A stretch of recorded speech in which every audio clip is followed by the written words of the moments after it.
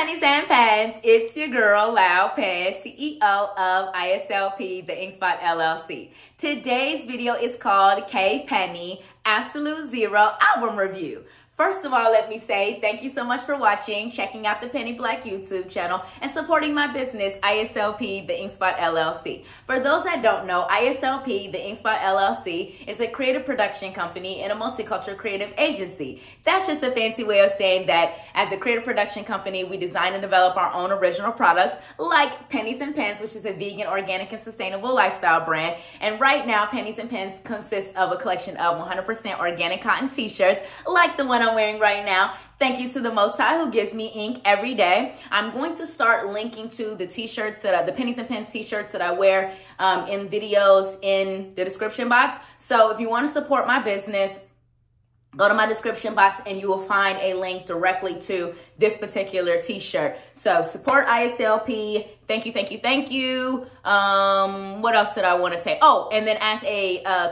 multicultural creative agency, we provide branding, marketing, public relations, event planning, and styling. So again, go to the link in my description box to check us out and learn more about us. Also, make sure you like this video and subscribe to the Penny Black YouTube channel. Okay.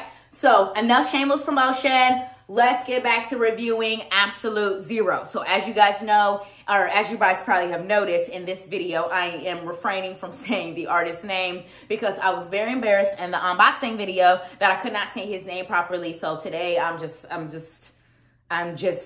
sorry. I apologize. But Absolute Zero, and the reason why I wanted to do a separate review video from the unboxing video is because this album is a classic. This is the new classic. This album is barely 2 weeks old. I mean, seriously, it just dropped on October 11th, and it is one of the best K-pop albums to drop really ever, and definitely of 2022. I mean, he really just slayed this, y'all. This album is just in general a game changer as far as where he's taken the genre of K-pop to, because, you know, international fans and people just always assume that K-pop is this very like, it's all about like these like happy, upbeat, kind of more, to be blunt, more cheesy, kind of teeny bopper type of music and style. That's what most people assume that K-pop is. And then, like, you know, once people, like, especially in the international market, actually become fans of K-pop, you see it's so much bigger and broader than that. But specifically, this album, Absolute Zero, it's really deeply rooted in rock and R&B. It perfectly blends rock elements and R&B elements, and is just such an original sound. Yesterday when I was listening to it, I looped it for like 3.5 hours, which is crazy because it's 6 songs. So that just goes to show like how good this album really is. You can listen to an album that has 6 songs for 3 hours and not get bored and still feel like you're hearing something new every time you hear it. So it's a phenomenal, phenomenal album. The very first song, Festival in My Car, I knew I was gonna like some songs, and it's funny because in K-pop, they always reveal the track list before the songs, before the album drops. And so obviously, since you haven't heard the song as a fan, you can only sort of judge it by like maybe like the name of the song, or like if you hear a clip in the, when they do like the teaser content. But like Festival in My Car is really just an original song name. You know what I mean? Like, what is a festival in my car? Because like, if you think of a music festival, it's where you go to see like a different selection of artists. And there's usually thousands of people that attend music festivals. So it's like, well, how can you have a festival in your car? You know what I mean? It's an oxymoron. So it's like, when I saw that song on the track list, I was like, I already know I'm going to like this song. I'm already going to vibe with that song because it's just such an original title. And the song itself does not disappoint. It really has just this cool vibe. This song It's definitely more rock, but it's more like that soft, like cool, chill vibe rock. But I love it. I love his vocals on it. I love the production on it. I'm just obsessed with that song. And then the next one is Love Burn. I love Love Burn too. I mean, look at the lyrics real quick, because I'm trying to remember off the top of my head. You know what I mean? Like what the song, so I can describe it a little bit better for y'all. Oh yes, again, the lyrics of this song, like especially when he's like crazy for your love burn, like the way he sings the lyrics in this song is really, really beautiful. And again, this is a song that is a great mixture of Korean and English. So it kind of bounces back and forth between like Korean lyrics and then English lyrics. Let me try to show you guys the lyrics page real quick. Y'all know it's not super easy to show this album on camera the way I shoot and because of the way it's designed. But do you sort of see how it's a mixture of the Korean and the English lyrics? Am I sort of showing y'all? Hopefully I sort of showed y'all. Hopefully.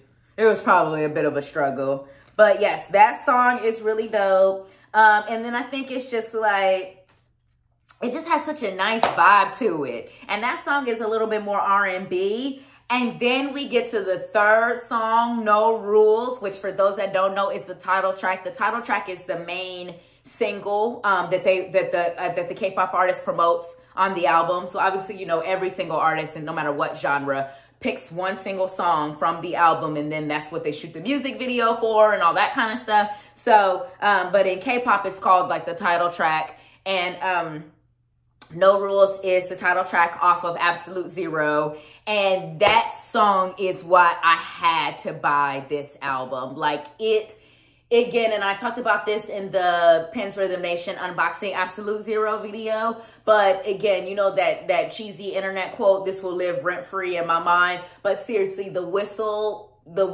part of the melody in this song, No Rules, will live rent-free in my mind for literally ever. I mean, it's just such an iconic part of the song. And then in general, it's just such a cool song. There's something about that song, No Rules, that is just, it's just a cool song. The way he sings it, the melody, the lyrics, I mean, and then again, that whistle part, I can't whistle, so I can't do it for y'all. But that song is just, after I heard No Rules, I was like, no, I have to have this album. Like, I have to have the album. You know what I mean?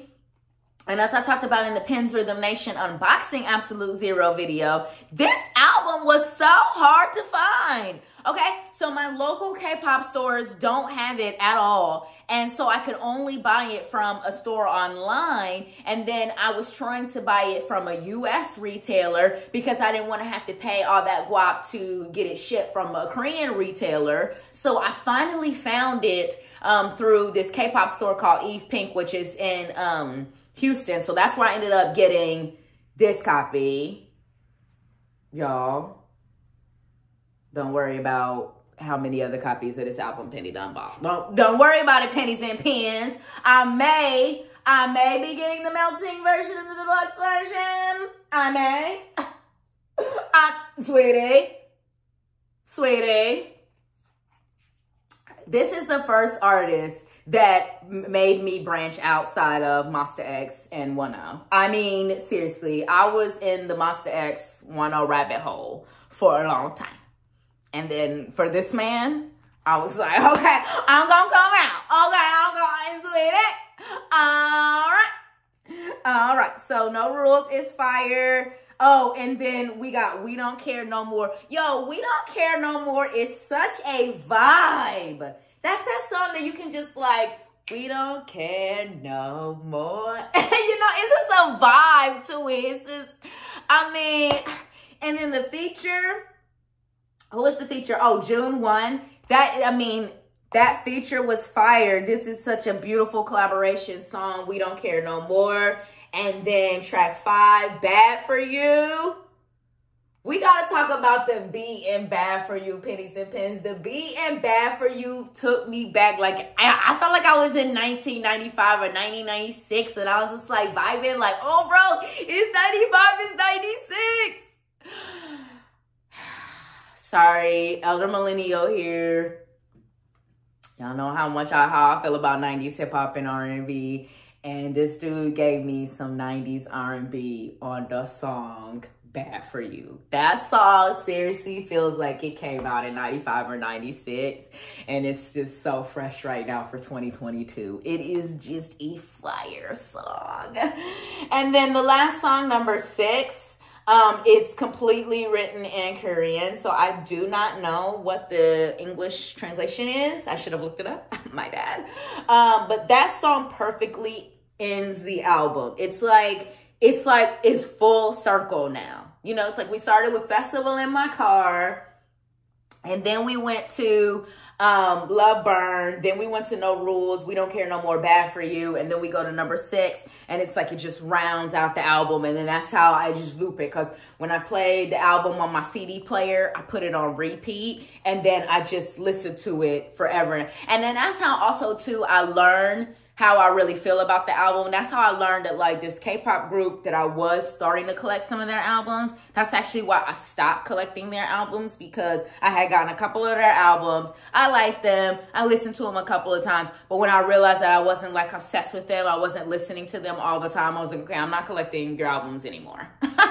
You know what I'm saying? Because I had gotten caught up. And you do get caught up as a K-pop fan, because K-pop merch is just nothing like K-pop merch. So you get a little caught up just like collecting from different artists and different groups. And then, like, as you start to build your collection, you start to realize how much money you've been spending and how much space these albums take up. That's when you start to, in my opinion, edit it a little bit further. Like, do I really want your album, or am I just buying it because I'm addicted to K-pop albums and blah, blah, whatever. You know what I'm saying? Because even when it comes to Absolute Zero, as I admitted in this video, because I'm not going to do an unboxing video for the other versions, I didn't get the other versions until I actually got this version. So once I got this version and it came and I played it and I realized how much I really do love this album, Absolute Zero, I was like, okay, no, I'm getting the other versions. You know what I'm saying? So you start to realize and learn, like, and I'll do a future video about, like, how to build your K-pop album collection and all that kind of jazz. And in the meantime, also go to LoudPen All Pen Everything to read the K-Penny where to buy K-pop albums post, because that's just a written post. I didn't do a video for it. So go to my blog to read that post, because if you're interested in starting a K-pop album collection, you're definitely going to want to read that post to get some insight on where to buy albums from, because, you know, I had a really bad experience last year where I got it's Monster X DVD and it, like, didn't even play. So I don't want you guys to ever go through that negative experience. Sorry, it's Pennies inside a burp. Excuse me. So I don't want you guys to have to go through that experience. So that's why I did that K-Penny where to buy K-pop albums post. So that's it for the Absolute Zero album review. I hope you guys enjoyed this post. K-Penny Absolute Zero album review. Thank you so much for watching. Have a beautiful day. Peace. Can I stop the video?